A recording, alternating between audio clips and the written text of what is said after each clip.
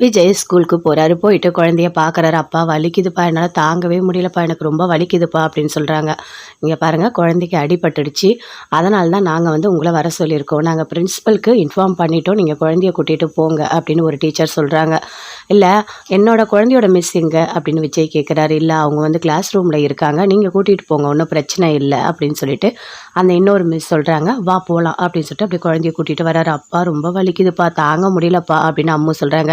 "இங்க பாரும்மா, வா நம்ம போயிட்டு ஹாஸ்பிட்டல் போயிட்டு போலாம்" அப்படின்னு விஜய் சொல்றாரு. "அப்பா வேண்டாம்ப்பா, ஹாஸ்பிட்டல்லாம் வேண்டாம்ப்பா, எனக்கு வலிக்கும்ப்பா, வேண்டாம்ப்பா" அப்படின்னு சொல்றாங்க. "அதெல்லாம் ஒண்ணும் பண்ண மாட்டாங்கம்மா. சும்மா ஒரு ஆயில்மெண்ட் மட்டும் குடுப்பாங்க. சரியா? நீ இதுக்கெல்லாம் பயப்படக்கூடாது. விஜயோட பொண்ணு பயப்படலாமா என்ன?" அப்படின்னு கேட்குறாரு. "ஆ, ஓகேப்பா, போலாம்ப்பா" அப்படின்னு சொல்றாங்க. 2 பேருமே சேர்ந்து ஹாஸ்பிட்டல் போறாங்க. போய் பார்த்தா அங்க டாக்டரே இல்ல. அப்படியே உட்காந்துட்டு இருக்காரு. டாக்டர் இல்லையே, சரி டாக்டருக்கு கால் பண்ணி பார்க்கலாம் அப்படின்னு விஜய் கால் பண்றாரு. அவர் அட்டெண்ட் பண்ணி பேசுறாரு. "என்ன டாக்டர், நீங்க இங்க இல்லையா?" அப்படின்னு கேட்குறாரு விஜய். "இல்ல விஜய், நான் இப்போ ஊர்ல இல்ல. நான் வெளிநாட்டுல இருக்கேன்" அப்படின்னு சொல்றாரு. "இல்ல, குழந்தைக்கு அடிபட்டுருச்சு. சரி உங்கள பார்க்கலான்னு நான் வந்தேன்" அப்படின்னு விஜய் சொல்றாரு. "ஓ அப்படியா? சரி, வீடியோ காலுக்கு வாங்க. நான் வந்து ட்ரீட்மெண்ட் வீடியோ கால்லயே நான் தரேன்" அப்படின்னு டாக்டர் சொல்றாரு. ஓகே அப்படின்னு விஜய் வீடியோ கால் பண்றாரு. அட்டெண்ட் பண்ணி டாக்டர் பேசுறாரு.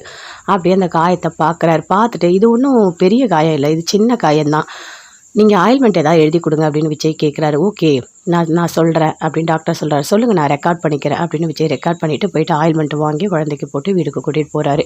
கூட்டிட்டு போயிட்டு, "நீ கொஞ்ச நேரம் ரெஸ்ட் எடும்மா" அப்படின்னு அப்படி படுக்க வைக்கிறாரு. "ரொம்ப கஷ்டமா இருக்கு எனக்கு. எதுக்காக குழந்தைக்கு இப்படி அடிபட்டது தெரியலையே. ஒரு சின்ன வலிய கூட என்னால தாங்கிக்க முடியல" அப்படின்னு விஜய் ரொம்ப ஃபீல் பண்றாரு. தாத்தா வராரு.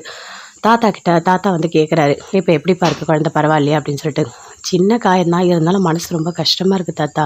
என்னால ஃபேஸ் பண்ணவே முடியல. அம்முக்கு எதனா ஒண்ணா மனசு ரொம்ப துடிச்சிடுது தாத்தா" அப்படின்னு விஜய் சொல்றாரு. "அப்படிதான்ப்பா இருக்கும். குழந்தல்ல. நீ வச்ச பாசத்தோட அளவு அப்படி. அதனால தான். வேற ஒண்ணும் இல்ல. சரி, அதெல்லாம் நீ பெருசா எடுத்துக்காத" அப்படின்னு தாத்தா சொல்றாரு. "சரி, நான் இரு, நானும் வந்து பார்க்குறேன்" அப்படின்னு மேல மாடிக்கு வராரு. வந்து குழந்தைய அப்படியே பார்க்குறாரு. "சின்ன குழந்தை தானே, தெரியாம விழறது இதெல்லாம் சாதாரண விஷயம் தான் விஜய். இது நீ பெருசா எடுத்துக்காத" அப்படின்னு தாத்தா சொல்றாரு. குழந்தைய அப்படியே பார்க்குறாரு. பார்த்துட்டு, "குழந்தைக்கு எதுவுமே ஆகக்கூடாது, நல்லா இருக்கணும்" அப்படின்னு சொல்லிட்டு தாத்தா அப்படியே பேசுறாரு. பேசிட்டு வராரு. அப்படியே விஜய் யோசிக்கிறாரு. அந்த மிஸ்ஸோட குரல கேட்டுமே அது காவேரியோட குரல் மாதிரியே இருந்ததே. சரி, நம்ம அந்த மிஸ்ஸோட ஃபோட்டோவ எடுத்து பார்க்கலாம் அப்படின்னு ஃபோன் எடுத்து அவங்க ஃபோட்டோவ பார்க்குறாரு. சாரி மட்டும் பாதியா ஃபேஸ் தெரியுது. பார்க்கும்போதே ஒரு மாதிரி பார்க்குறாரு. இல்லையே, இந்த மூஞ்சி எங்கேயோ பார்த்த மாதிரி இருக்கே. ஒண்ணும் புரியலையே. என்ன பாதி தெரியுது, சரியா தெரியலையே. சரி, நம்ம நேர்ல போய் பார்க்கலாம் அப்படின்னு சொல்லிட்டு அப்படியே போறாரு. கிளாஸ்லாம் மூடிட்டாங்க. அங்க வாட்ச்மேன் மட்டும் இருக்காரு. "இங்க பாருங்க, நான் வந்து மிஸ்ஸ பார்க்கணும்" அப்படின்னு விஜய் சொல்றாரு. "இல்லங்க, யாருமே இங்க இல்ல. கிளாஸ் ரூம் எல்லாமே பூட்டியாச்சு. யாரையுமே இப்ப பார்க்க முடியாது. இதோட நாளைக்கு தான் நீங்க பார்க்க முடியும்" அப்படின்னு வாட்ச்மேன் சொல்றாங்க. "சரி, எனக்கு ஒரு மிஸ்ஸோட ஃபோன் நம்பர் இல்ல வீட்டு அட்ரஸ் ஏதாவது தர முடியுமா?" அப்படின்னு விஜய் கேட்குறாரு. "இல்லங்க, அதெல்லாம் என்கிட்ட எதுவுமே இருக்காது. நீங்க எதனா கேட்கணும்னா நீங்க பிரின்சிபல பார்த்து தான் கேட்கணும். நீங்க என்கிட்ட எதுவுமே கேட்க முடியாது" அப்படின்னு வாட்ச்மேன் சொல்றாரு. "ஓ அப்படியா? ஓகே" அப்படின்னு விஜய் வராரு. ரொம்ப ஒரு மாதிரி ஃபீல் பண்றாரு. "ஐயோ கடவுளே! அந்த மிஸ்ஸ பார்க்க முடியலையே. என் பொண்ணுக்கு எல்லாமே பண்ணியிருக்காங்க. சரி, நாளைக்கு கண்டிப்பா வந்து அம்முவோட மிஸ்ஸ நம்ம பார்க்கணும்" அப்படின்னு விஜய் ரொம்ப ஃபீல் பண்ணிக்கிட்டு அங்கேருந்து வீட்டுக்கு போறாரு. காவேரி வீட்ல இருக்காங்க. அப்படியே துணி மடிச்சுட்டே இருக்காங்க. அங்கேருந்து ஃபோன் வருது. சாரதா அட்டெண்ட் பண்ணி பேசுறாங்க. "ஐய்யய்யோ! என்னடி இப்படி சொல்ற?" அப்படின்னு கேட்குறாங்க. "இங்க பாருடி, நாங்க வரோம். நாங்க 2 பேரும் அங்க வரோம்" அப்படின்னு சாரதா சொல்றாங்க. "அம்மா அதெல்லாம் ஒண்ணும் வேணாம்மா. எனக்கு சின்ன அடிதாம்மா. நான் வந்து அடிபட்டது. நான் உன்கிட்ட சொல்லணும்னு சொன்னேன். அவ்வளோதான். அதுக்கேம்மா நீ இப்படி பதர்ற?" அப்படின்னு யமுனா கேட்குறாங்க. "என்னம்மா, என்ன பிரச்சனை?" அப்படின்னு காவேரி கேட்குறாங்க. "ஏய், யமுனாவுக்கு அடிபட்டுடுச்சாண்டி. நம்ம போய் பார்க்கலாம் வா" அப்படின்னு சாரதா சொல்றாங்க. "குடு, ஃபோனை குடு" அப்படின்னு காவேரி வாங்கி பேசுறாங்க. "என்ன யமுனா, என்ன நடந்தது சொல்லு" அப்படின்னு காவேரி கேட்குறாங்க. "இல்லக்கா, நானே கார் ஓட்டிட்டு போனேன். இடிச்சிட்டேன். சின்ன ஃப்ராக்சர் தான் கையில, வேற ஒன்றும் இல்லை" அப்படின்னு சொல்றாங்க. "என்னது ஃப்ராக்சரா? இது உனக்கு சாதாரண விஷயமா?" அப்படின்னு காவேரி கேட்குறாங்க. "நீ எதுக்கு தனியா வண்டி எடுத்துட்டு போன?" அப்படின்னு சொல்லிட்டு. "இல்லக்கா, நான் ஓட்டணும்னு தான் போனேன். ஆனா இப்படி ஆகும்னு எனக்கு தெரியாது" அப்படின்னு சொல்றாங்க. "சரி, நாங்க 2 பேரும் வரோம்" அப்படின்னு காவேரி சொல்றாங்க. "ஐயோ அக்கா, அதெல்லாம் ஒண்ணும் வேணாம். நான் ஹாஸ்பிட்டல்ல தான் இருக்கேன். என் கூட நிவின் இருக்காரு. ஒண்ணும் பிரச்சனை இல்ல. நான் பார்த்துக்கிறேன். சரிங்களா? எனக்கு சொல்லணும்னு தோணுச்சு. அதனால தான் நான் சொன்னேன். வேற ஒண்ணும் இல்ல" அப்படின்னு யமுனா சொல்றாங்க. "என்ன யமுனா, நீ இப்படி இருக்க? நீ இப்படிலாம் இருக்காத, சரியா? இங்க பாரு, கொஞ்சம் பார்த்து ஜாக்கிரதையா போணும் ரோட்ல, சரியா?" அப்படின்னு சொல்லிட்டு இருக்கு. "சரிக்கா, நான் பார்த்துக்கிறேன்" அப்படின்னு யமுனா ஃபோனை வைக்கிறாங்க. "என்னடி இவ இப்படி இருக்கா? தனியா இவள யாரடி கார் எடுத்துட்டு போ சொன்னா? ஏன்டி இப்படி இருக்கா?" அப்படின்னு சொல்லிட்டு சாரதா ரொம்ப ஃபீல் பண்றாங்க. "மனசே சரியில்ல. ஃப்ராக்சர் சொல்றா. அப்போ அது கொஞ்சம் பெருசா தாண்டி இருக்கும். இவ வேணும்னே மறைக்கிறாடி" அப்படின்னு சாரதா சொல்றாங்க. "அதெல்லாம் ஒண்ணும் இல்ல. நிவின் இருக்கார்ல, பார்த்துப்பாரு. நீ கவலைப்படாதம்மா, சரியா?" அப்படின்னு சொல்லிட்டு காவேரி ரொம்ப ஒரு மாதிரி ஃபீல் பண்ணி பேசிட்டு இருக்காங்க. அம்மா நாளைக்கு ஸ்கூல் போகணும் அப்படின்னு சொல்கிறாங்க. சரிடி எல்லாம் பார்த்துக்கலாம் அப்படின்னு சாரதா சொல்லிட்டு இருக்காங்க. அம்மா உனக்கு ஒன்று தெரியுமா, என்னோட கிளாஸில் ஒரு குட்டி பொண்ணு படிக்கும், அந்த பொண்ணு எனக்கு ரொம்ப பிடிக்கும் நான் சொன்னேன்ல. ஆமாம் ஆமாம் சொன்னியே, அந்த பொண்ணு பேர் கூட ஏதோ அம்முன்னு சொன்னியே, அந்த பொண்ணு கீழே விழுந்துடுச்சுமா. பார்க்கவே ரொம்ப கஷ்டமாக இருந்தது தெரியுமா, நான் தான் குழந்தைக்கு மருந்தெல்லாம் போட்டு அவங்க அப்பாவுக்கு ஃபோன் பண்ணி வந்து கூட்டிகிட்டு போக சொன்னேன் அப்படின்னு காவேரி சொல்கிறாங்க. சரிடி நல்லது தான் பண்ணியிருக்கா, குழந்தைங்கன்னா ஓடும் ஆடும் விழும், இதெல்லாம் ஒரு பெரிய விஷயமா, நீ எதுக்கு அதெல்லாம் பெருசாக எடுத்துக்கிற அப்படின்னு சாரதா சொல்கிறாங்க. இல்லைம்மா என்னவோ தெரியலம்மா, அந்த குழந்தைய பார்த்தா மனசுக்குள்ளே ஏதோ ஒரு மாதிரி இருக்குது. அது மட்டும் இல்லை, குழந்தை வந்து கீழே விழுந்தோடனே என்னவோ அப்படி தான் ஒரு அம்மாவே துடிக்கிற மாதிரி துடிக்கிறேன், எனக்கு ஒன்றுமே புரியலம்மா அப்படின்னு காவேரி சொல்கிறாங்க. அதை கேட்டோன்னே சாரதா நினைக்கிறாங்க, ஒரு குழந்தைய பெற்றிருக்கல்ல, அந்த உணர்வு இருக்கும்டி, உன் மனசுக்குள்ளே அவ்வளோ பாசம் இருக்கும், ஆனால் உனக்கு தான் இப்போ எதுவுமே ஞாபகம் இல்லையே அப்படின்னு சொல்லிட்டு சாரதா மனசுக்குள்ளேயே நினச்சிட்டு ரொம்ப வருத்தப்படுறாங்க. இப்படி ஒரு கொடுமையை யாருக்குமே கொடுக்காத கடவுளே அப்படின்னு சொல்லிட்டு அப்படியே, அம்மா என்னம்மா நான் பேசிகிட்டே இருக்கேன், நீ அமைதியாக இருக்க, அதெல்லாம் ஒன்றும் இல்லடி, சரி நான் போய் வேலை இருக்கு நான் போய் பார்க்குறேன் அப்படின்னு சொல்லிட்டு அங்கேருந்து அப்படியே போகிறாங்க. விஜய் யோசிக்கிறாரு, காலையில் எழுந்த உடனே கண்டிப்பாக அம்முவோட டீச்சரை நம்ம பார்க்கணும், பார்த்துட்டு ஒரு தேங்க்ஸ் சொல்லியே ஆகணும், குழந்தை கால் அடிபட்டோடனே எடுத்து சூப்பராக பார்த்துருக்காங்க அப்படின்னு அப்படி யோசிக்கிறாரு. அம்மா எழுந்துரு அப்படின்னு சொல்கிறாரு. அப்பா இன்னும் கொஞ்சம் தூங்குறேன்ப்பா ப்ளீஸ்ப்பா அப்படின்னு சொல்கிறாங்க. இங்கே பாரு அம்மா நான் சொல்கிறத கேளு, இன்றைக்கி நம்ம ஸ்கூல் போகணும், சீக்கிரமாக போனால் தான் உங்கள் டீச்சர் வருவாங்க, அவங்கள பார்த்து நான் தேங்க்ஸ் சொல்லணும் அப்படின்னு விஜய் சொல்கிறார். அப்படியாப்பா, ஓகே ஓகே, இன்னும் ஒரு 2 மினிட்ஸில் நான் ரெடி ஆகிடுவேன் அப்படின்னு சொல்லிட்டு போயிட்டு கடவுள்னு குளிக்கிறாங்க, எல்லாமே பண்ணுறாங்க. குளிச்சுட்டு கீழே வராங்க, தாத்தா இருக்கார், வாக்கா வாப்பா வா அப்படின்னு சொல்லிட்டு எல்லாருமே சேர்ந்து டிஃபன்லாம் சாப்பிட்றாங்க. என்னம்மா உனக்கு கால் வலி எப்படி இருக்குது அப்படின்னு தாத்தா கேட்குறாரு. ஓகே தாத்தா, ஒன்றும் பிரச்சனை இல்லை, மருந்தெல்லாம் அப்பா போட்டார், ஓகே ப்ராப்ளம் இல்லை, நான் இன்றைக்கி ஸ்கூலுக்கு போகிறேன் அப்படின்னு சொல்கிறாங்க குட்டி காவேரி. சரிம்மா அப்படின்னு தாத்தா சொல்லிட்டுருக்காரு. நான் போயிட்டு இன்றைக்கி அந்த மிஸ்ஸுக்கு தேங்க்ஸ் சொல்லணும் தாத்தா அப்படின்னு விஜய் சொல்கிறாரு. சரிப்பா நீ பார்த்து சொல்லு சரியா, சரி நான் போயிட்டு வரோம் பாய் அப்படின்னு 2 பேருமே சேர்ந்து காரில் போகிறாங்க. காரில் போகும்போது குட்டி காவேரி சொல்கிறாங்க, அப்பா எனக்கு அந்த மிஸ்ஸை பார்த்தா ரொம்ப பிடிச்சிருக்குப்பா, என்னன்னே தெரியலப்பா, எனக்கு எதனா ஒன்றா அவங்க அப்படியே துடிச்சு போகிறாங்க, என்னை உடனே வந்து கேர் எடுத்து பார்த்துக்கிறாங்க தெரியுமா, எனக்காக அவங்க ரொம்ப ஃபீல் பண்ணுறாங்கப்பா அப்படின்னு சொல்கிறாங்க. அப்படியாம்மா, கண்டிப்பாக இன்றைக்கி நம்ம பார்த்துடலாம் ஓகேவா, நீ கவலையே படாத, அதுக்கு தான் நம்ம கிளாஸுக்கு இன்றைக்கி சீக்கிரமாக கிளம்பி போகிறோம் அப்படின்னு விஜய் சொல்கிறாரு.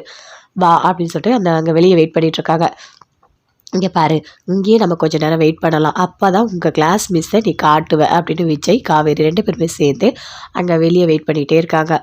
என்ன இன்னும் காணும், டைம் ஆகுது அப்படின்னு விஜய் கேட்குறாரு. அப்பா இன்னும் கொஞ்ச நேரத்தில் வந்துருவாங்கப்பா, வெயிட் பண்ணி பார்க்கலாம்ப்பா அப்படின்னு சொல்லிட்டு இருக்காங்க.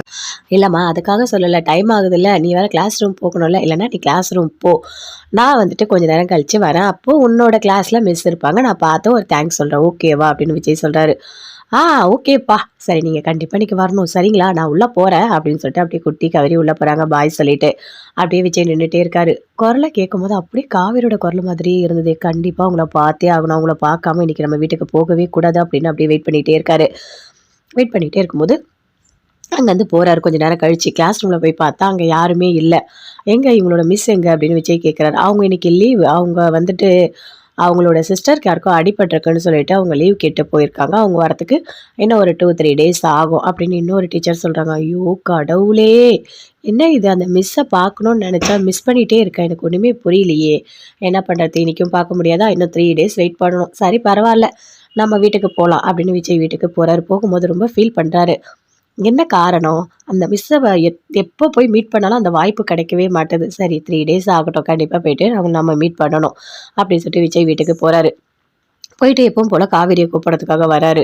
வந்த உடனே காவேரி சொல்கிறாங்க, அப்பா இன்னைக்கு மிஸ்ஸு வரவே இல்லை, வேறு மிஸ்ஸு தான்ப்பா வந்தாங்க அப்படின்னு சொல்லிட்டு. ஓ அப்படியாம்மா அப்படின்னு விஜய் கேட்குறாரு. ஆமாப்பா மிஸ்ஸு லீவா, 3 டேஸ் ஆகுமா அவங்க வரத்துக்கு, அப்படி தான்ப்பா சொன்னாங்க அப்படின்னு சொல்கிறாங்க. சரிம்மா பரவாயில்ல, வந்தோடனே நம்ம தேங்க்ஸ் சொல்லலாம் சரியா, நீ வா போகலாம் அப்படின்னு கூட்டிகிட்டு போகிறாரு. போயிட்டு அப்பா எனக்கு ஐஸ்கிரீம் வேணும்னு கேட்குறாங்க. அதே மாதிரி அங்கே கூட்டிகிட்டு போய் ஐஸ்கிரீம்லாம் வாங்கி கொடுத்து வீட்டுக்கு கூட்டிகிட்டு போகிறாரு. 2 பேருமே சேர்ந்து சந்தோஷமாக இருக்காங்க. சாரதா சொல்கிறாங்க, காவேரி நம்ம 2 பேரும் சேர்ந்து கண்டிப்பாக ஊருக்கு போகணும், நீ லீவெல்லாம் சொல்லிட்டலாம், அதெல்லாம் சொல்லிட்டேம்மா ஒன்றும் பிரச்சனை இல்லை போகலாம், நம்ம போய் யமுனாவை பார்த்துட்டே வந்துடலாம், ஏன்னா அவள் எதுவாக இருந்தாலும் உண்மையை சொல்ல மாட்டா, அவளுக்கு ஃப்ராக்சர் ஆகிட்டே எனக்கு பயமாக தான் இருக்குது, ஒரு வாட்டி நேரில் போய் பார்த்துட்டு வந்தாங்க எனக்கு கொஞ்சம் சந்தோஷமாக இருக்கும் அப்படின்னு காவேரி சாரதா 2 பேருமே சேர்ந்து யமுனாவை பார்க்கறதுக்காக போகிறாங்க. அம்மா நீ எதுக்குமா இவ்வளோ தூரம் வந்த அப்படின்னு யமுனா கேட்குறாங்க. காற்று எங்கடி அடிபட்டிருக்கு அப்படின்னு கையை பார்க்குறாங்க. அத்தை நீங்கள் பயப்படுற மாதிரிலாம் ஒன்றும் இல்லை, சின்ன ஃப்ராக்சர் தான் பார்த்துக்கலாம் அப்படின்னு சொல்லிட்டு நிவின் சொல்கிறாரு. "என்னப்பா இது ஃப்ராக்சர்னா ரொம்ப கஷ்டம் இல்ல?" அப்படின்னு சொல்லிட்டு சாரதா சொல்றாங்க. "நிவின், ஆமா நிவின் ரொம்ப கஷ்டம் தான்" அப்படின்னு சொல்லிட்டு காவேரியே சொல்றாங்க. "வேற என்ன பண்ண முடியும்? கார் எடுத்துட்டு இவ தனியா போனது ரொம்ப பெரிய தப்பு. இவ என்கிட்ட சொல்லாம போயிட்டா" அப்படின்னு நிவின் சொல்றாரு. "எதுக்காக யமுனா இப்படி பண்ணிட்டு இருக்க? எதுவா இருந்தாலும் ஒரு வார்த்தை கேட்க மாட்டியா? இப்படி தனியா கார் எடுத்துட்டு போலாமா?" அப்படின்னு சொல்லிட்டு காவேரி சொல்றாங்க. நான் என்ன நினைச்சேன், நான் பொறுமையா தான் ஓட்டிட்டு போனேன். ஆனா அதுக்குள்ள இந்த மாரி ஆயிடுச்சு" அப்படின்னு சொல்றாங்க. "சரி, சரி. ஒண்ணும் ஃபீல் பண்ண வேண்டாம். எதுவா இருந்தாலும் பார்த்துக்கலாம்" அப்படின்னு நிவின் சொல்லிட்டு இருக்காரு. "அக்கா ஒரு 2 டேஸ் இருந்துட்டு போக்கா" அப்படின்னு யமுனா சொல்றாங்க. "கண்டிப்பா 2 நாள் நான் இருந்துட்டு தான் போவேன். லீவெல்லாம் கேட்டுட்டேன் சரியா?" அப்படின்னு காவேரி சொல்றாங்க. "அக்கா எனக்கு சந்தோஷமா இருக்கு. நீங்க எல்லாரும் சேர்ந்து இங்க இருக்க போறீங்கல்ல" அப்படின்னு யமுனா சொல்றாங்க. நிவினும் சொல்றாரு. "சரி சமையல் எல்லாமே பண்ணிடலாம்" அப்படின்னு நிவின் சொல்றாரு. "நீங்க கவலைப்படாதீங்க மாப்ள. இங்க என்ன சமைக்கணும்னு சொல்லுங்க. எல்லாமே நான் பண்ணிடுறேன். நீங்க 2 பேரும் ஃப்ரீயா இருங்க" அப்படின்னு சாரதா சொல்றாங்க. "ஆமா சூப்பர். நீ போய் அப்ப சமைக்கிற வேலைய பாரு. நான் உனக்கு வந்து ஹெல்ப் பண்றேன்" அப்படின்னு காவேரி சொல்றாங்க. "அதெல்லாம் ஒண்ணும் வேணாண்டி. நீ சந்தோஷமா இரு சரியா? நான் பார்த்துக்கிறேன். சமையல்லாம் ஒரு பெரிய வேலையாடி. 2 நிமிஷத்துல எல்லாத்தையும் பண்ணிடுவேன்" அப்படின்னு சொல்லிட்டு போயிட்டு சமைக்கிறாங்க. நல்லா சமையல்லாம் பண்ணி கொண்டு வந்து குடுக்குறாங்க. நிவின், காவேரி எல்லாருமே சேர்ந்து சாப்பிடுறாங்க. "நல்லா இருக்கும்மா. அம்மா ரொம்ப நாள் கழிச்சு நீ சாப்பாடு செஞ்சு நான் சாப்பிடுறேன். டேஸ்ட்டா இருக்கும்மா. சூப்பரா இருக்கும்மா" அப்படின்னு யமுனா சொல்றாங்க. "சாப்பிடுடி சாப்பிடு. உனக்கு புடிச்சது எல்லாமே நான் பண்ணியிருக்கேன். நல்லா சாப்பிடு" அப்படின்னு சொல்றாங்க. "ஆமா. இனிமே ஒரு புடி புடிக்க வேண்டியதா 2 நாளைக்கு நல்ல சாப்பாடு" அப்படின்னு யமுனா சொல்றாங்க. "என்ன யமுனா, அப்போ 2 நாள்ல நல்லா வெயிட் போட்டுருவ" அப்படின்னு நிவின் சொல்றாரு. "நிவின், அப்படிலாம் ஒண்ணும் இல்ல. அம்மாவோட கைப்பக்குவம் எவ்வளோ சூப்பரா இருக்கும்னு தெரியும்ல உனக்கு. நான் தான் எல்லாத்தையும் மிஸ் பண்றேன்ல. எனக்கு ரொம்ப சந்தோஷமா இருக்கும்மா. அடிபட்டாலும் எனக்கு வந்து நீ சமைச்சு குடுத்துருக்கல்ல" அப்படின்னு யமுனா சொல்றாங்க. "ஏய் என்னடி பேசிட்டு இருக்க? நீ என்னோட பொண்ணுடி. உனக்கு ஒண்ணுன்னா நான் தான் வந்து நிப்பேன். வேற யார் வந்து நிப்பா?" அப்படின்னு சொல்றாங்க. "அப்பப்பப்பப்பப்பா! இந்த அம்மாவ பொண்ணு பாசம் தாங்க முடியல" அப்படின்னு காவேரி சொல்றாங்க. அப்படியே நிவினும் சிரிக்கிறாரு. "சரி எனக்கு வேலை இருக்கு.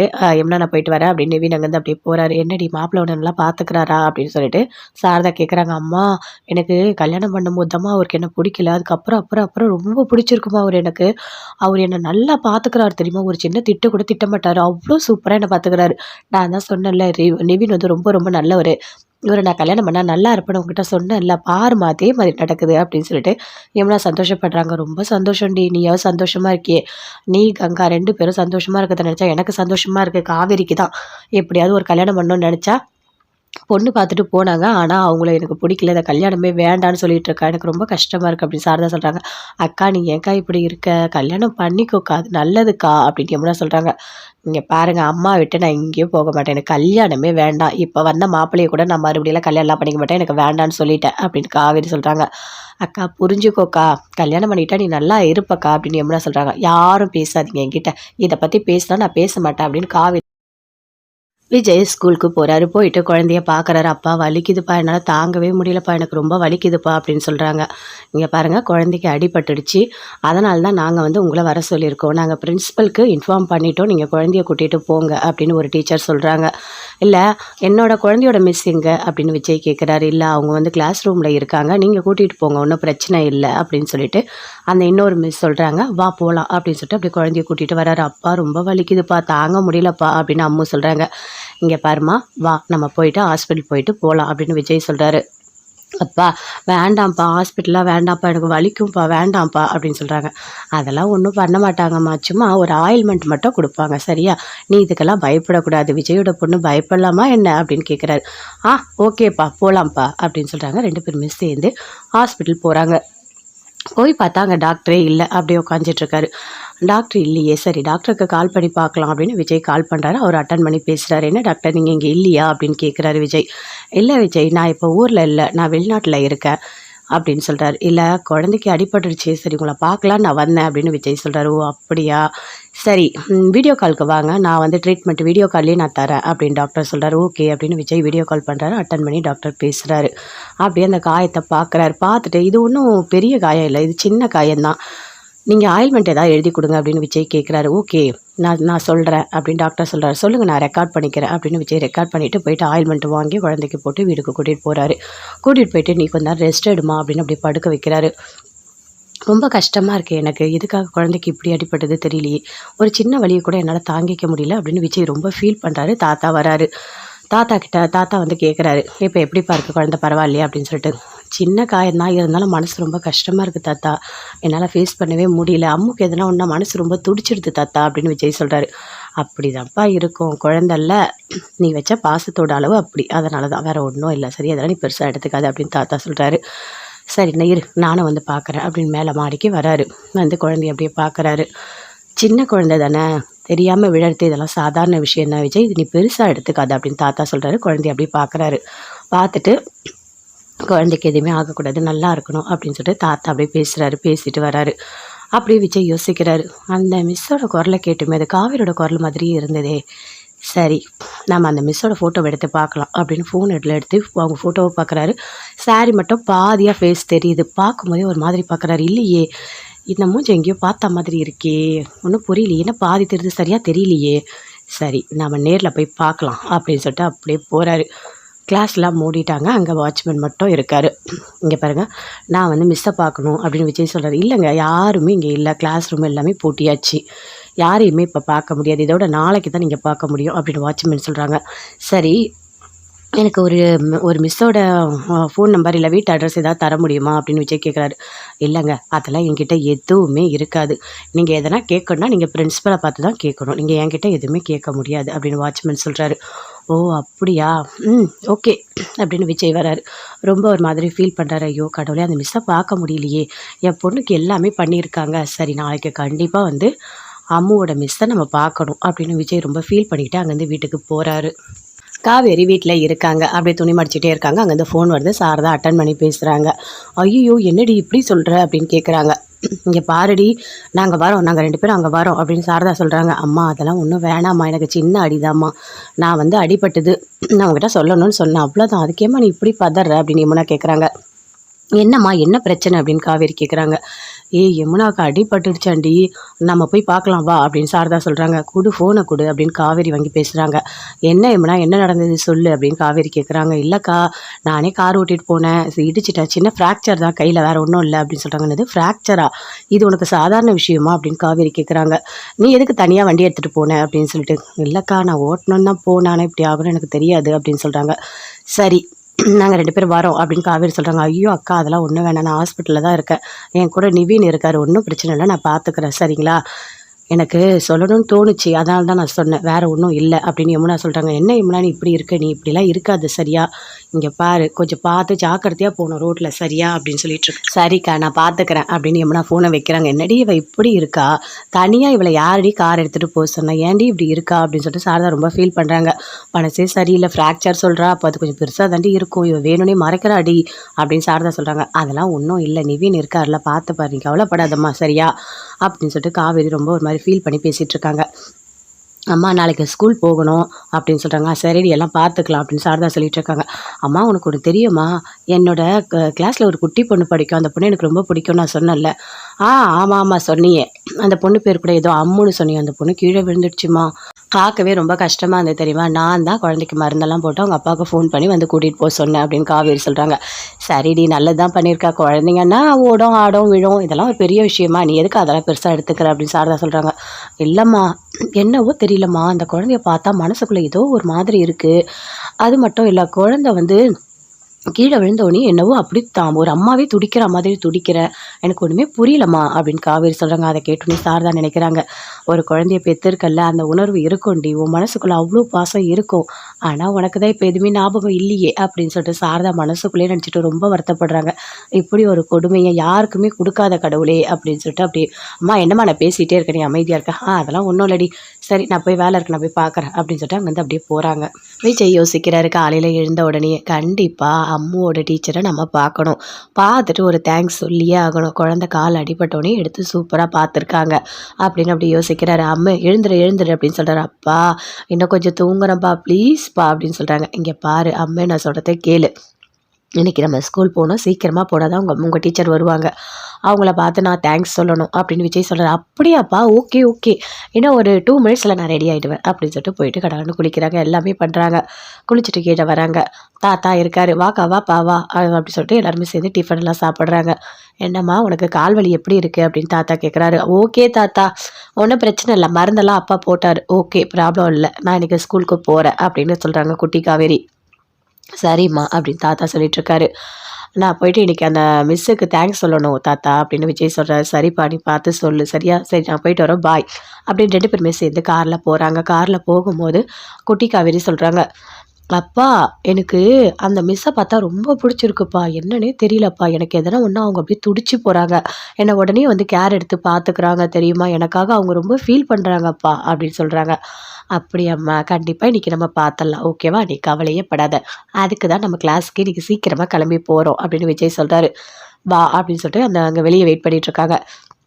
இங்க பாரு, இங்கேயே நம்ம கொஞ்ச நேரம் வெயிட் பண்ணலாம். அப்பதான் உங்க கிளாஸ் மிஸ்ஸ நீ காட்டுவ அப்படின்னு விஜய், காவேரி 2 பேருமே சேர்ந்து அங்க வெளிய வெயிட் பண்ணிட்டே இருக்காங்க. என்ன இன்னும் காணோம் டைம் ஆகுதே அப்படின்னு விஜய் கேட்குறாரு. அப்பா இன்னும் கொஞ்ச நேரத்துல வந்துருவாங்கப்பா. வெயிட் பண்ணி பார்க்கலாம்ப்பா அப்படின்னு சொல்லிட்டு இருக்காங்க. இல்லம்மா அதுக்காக சொல்லல. டைம் ஆகுதுல்ல. நீ வேற கிளாஸ் ரூம் போகணும்ல. இல்லன்னா நீ கிளாஸ் ரூம் போ. நான் வந்துட்டு கொஞ்ச நேரம் கழிச்சு வரேன். அப்போ உன்னோட கிளாஸ்ல மிஸ் இருப்பாங்க. நான் பார்த்து ஒரு தேங்க்ஸ் சொல்றேன். ஓகேவா? அப்படின்னு விஜய் சொல்றாரு. ஆ ஓகேப்பா. சரி நீங்க கண்டிப்பா இன்னைக்கு வரணும். சரிங்களா? நான் உள்ள போறேன் அப்படின்னு சொல்லிட்டு அப்படியே குட்டி கவரி உள்ள போறாங்க பாய் சொல்லிட்டு. அப்படியே விஜய் நின்னுட்டே இருக்காரு. குரல கேட்கும்போது அப்படியே காவேரியோட குரல் மாதிரியே இருந்தது. கண்டிப்பா உங்கள பார்த்தே ஆகணும். அவங்கள பார்க்காம இன்னைக்கு நம்ம வீட்டுக்கு போகவே கூடாது அப்படின்னு அப்படியே வெயிட் பண்ணிட்டே இருக்காரு. வெயிட் பண்ணிட்டே இருக்கும்போது அங்கருந்து போறாரு. கொஞ்ச நேரம் கழிச்சு கிளாஸ் ரூம்ல போய் பார்த்தா அங்க யாருமே இல்ல. எங்க இவங்களோட மிஸ் எங்க அப்படின்னு விஜய் கேட்குறாரு. அவங்க இன்னைக்கு லீவ். அவங்க வந்துட்டு அவங்களோட சிஸ்டருக்கு யாருக்கோ அடிபட்டுருக்குன்னு சொல்லிட்டு அவங்க லீவ் கேட்டு போயிருக்காங்க. அவங்க வரத்துக்கு இன்னும் ஒரு 2, 3 டேஸ் ஆகும் அப்படின்னு இன்னொரு டீச்சர் சொல்றாங்க. ஐயோ கடவுளே! என்ன இது அந்த மிஸ்ஸ பார்க்கணும்னு நெனச்சா மிஸ் பண்ணிட்டே இருக்கேன். எனக்கு ஒண்ணுமே புரியலையே! என்ன பண்றது? இன்னைக்கும் பார்க்க முடியாதா? இன்னும் 3 டேஸ் வெயிட் பண்ணணும். சரி பரவால்ல. நம்ம வீட்டுக்கு போலாம் அப்படின்னு விஜய் வீட்டுக்கு போறாரு. போகும்போது ரொம்ப ஃபீல் பண்றாரு. என்ன காரணம்? அந்த மிஸ்ஸ எப்போ போய் மீட் பண்ணாலும் அந்த வாய்ப்பு கிடைக்கவே மாட்டுது. சரி 3 டேஸ் ஆகட்டும். கண்டிப்பா போயிட்டு நம்ம மீட் பண்ணணும். அப்படின்னு சொல்லிட்டு விஜய் வீட்டுக்கு போறாரு. போயிட்டு எப்பவும் போல காவேரிய கூப்பிடறதுக்காக வராரு. வந்த உடனே காவேரி சொல்றாங்க, "அப்பா இன்னைக்கு மிஸ்ஸு வரவே இல்ல. வேற மிஸ்ஸு தான்ப்பா வந்தாங்க" அப்படின்னு சொல்லிட்டு. "ஓ! அப்படியாம்மா?" அப்படின்னு விஜய் கேட்குறாரு. "ஆமாப்பா மிஸ்ஸு லீவாம் 3 டேஸ் ஆகுமா அவங்க வரத்துக்கு. அப்படிதான்ப்பா சொன்னாங்க" அப்படின்னு சொல்றாங்க. "சரிம்மா பரவால்ல. வந்தோனே நம்ம தேங்க்ஸ் சொல்லலாம். சரியா? நீ வா போலாம்" அப்படின்னு கூட்டிட்டு போறாரு. போயிட்டு, "அப்பா எனக்கு ஐஸ்கிரீம் வேணும்னு" கேட்குறாங்க. அதே மாதிரி அங்க கூட்டிட்டு போய் ஐஸ்கிரீம்லாம் வாங்கி கொடுத்து வீட்டுக்கு கூட்டிட்டு போறாரு. 2 பேருமே சேர்ந்து சந்தோஷமா இருக்காங்க. சாரதா சொல்றாங்க, "காவேரி நம்ம 2 பேரும் சேர்ந்து கண்டிப்பா ஊருக்கு போகணும். நீ லீவெல்லாம் சொல்லிட்டல்ல." அதெல்லாம் சொல்லிட்டேன்ம்மா. ஒண்ணும் பிரச்சனை இல்ல போகலாம். நம்ம போய் யமுனாவ பார்த்துட்டே வந்துடலாம். ஏன்னா, அவ எதுவா இருந்தாலும் உண்மைய சொல்ல மாட்டா. அவளுக்கு ஃப்ராக்சர் ஆயிட்டுனா எனக்கு பயமா தான் இருக்கு. ஒரு வாட்டி நேர்ல போய் பார்த்துட்டு வந்தா தான் எனக்கு கொஞ்சம் சந்தோஷமா இருக்கும் அப்படின்னு காவேரி, சாரதா 2 பேருமே சேர்ந்து யமுனாவ பார்க்கறதுக்காக போறாங்க.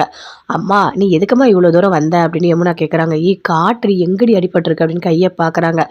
"அத்தை நீங்க பயப்படுற மாதிரிலாம் ஒண்ணும் இல்ல. சின்ன ஃப்ராக்சர் தான் பார்த்துக்கலாம்" அப்படின்னு சொல்லிட்டு நிவின் சொல்றாரு. "என்னப்பா இது ஃப்ராக்சர்னா ரொம்ப கஷ்டம் இல்ல?" அப்படின்னு சொல்லிட்டு சாரதா சொல்றாங்க. "நிவின் ஆமா நிவின் ரொம்ப கஷ்டம் தான்" அப்படின்னு சொல்லிட்டு காவேரியும் சொல்றாங்க. "வேற என்ன பண்ண முடியும்? கார் எடுத்துட்டு இவ தனியா போனது ரொம்ப பெரிய தப்பு. இவ என்கிட்ட சொல்லாம போயிட்டா" அப்படின்னு நிவின் சொல்றாரு. "எதுக்காக யமுனா இப்படி பண்ணிட்டு இருக்க?